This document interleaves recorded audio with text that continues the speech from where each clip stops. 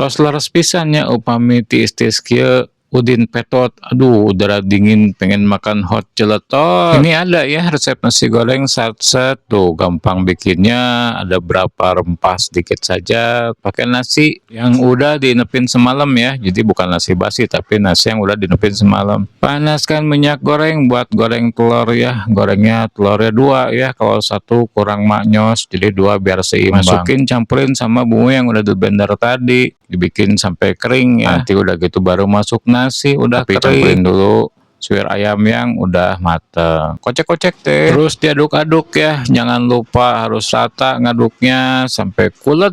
Nah udah gitu baru masukin bumbu-bumbu pemersatu bangsa ya, bumbu jangan lupa kaldu ayam, udah gitu masukin garam dan sebagainya, diicip-icip dulu ya sampai pas rasanya, udah gitu baru deh masukin ke piring.